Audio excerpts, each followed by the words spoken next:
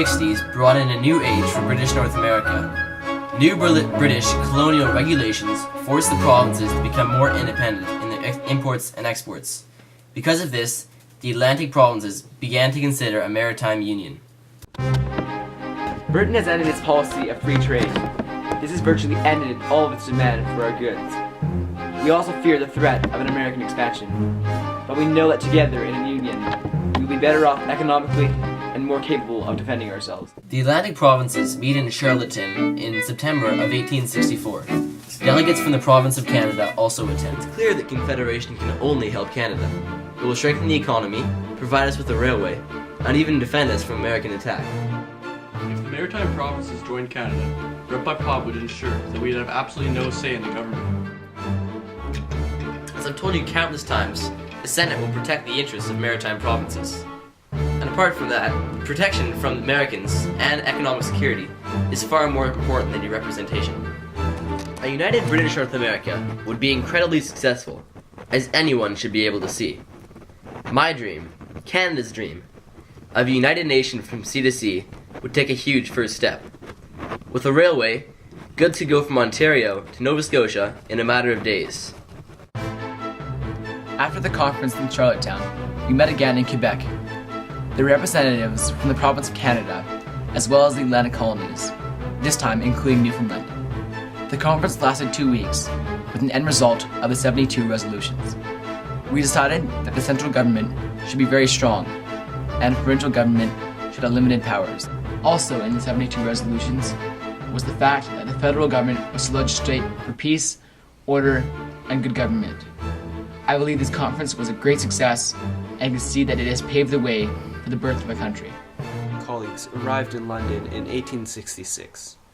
We presented our list of resolutions to the British House of Lords in February of 1867.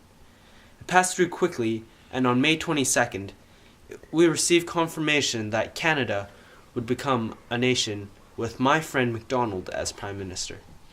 On Monday, July 1st, 1867, a Toronto newspaper announced, "A united British North America takes its place among the nations of the world." There were fireworks, cheering crowds, fine speeches, parades, and gun salutes to celebrate the occasion. However, for Mackenzie and Cartier, their dream of united Canada was just beginning.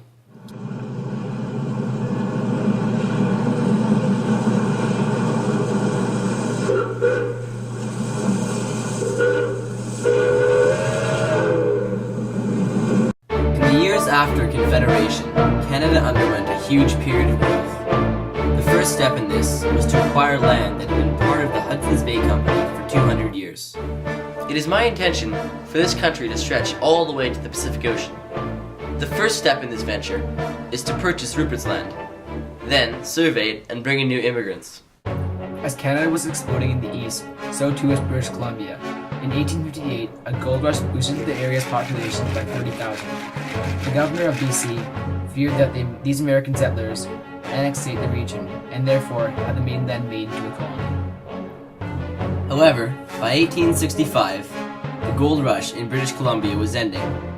Both the mainland and Vancouver Island were in huge debt after building expensive roads.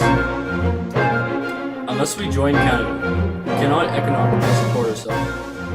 Our only other option is to annexate to the US. Eager to complete his ambition, Macdonald offered British Columbia the moon for its new federation. BC had its debts paid off, and was even promised a railroad to link it to the rest of Canada. Work began on the National Railway in 1878.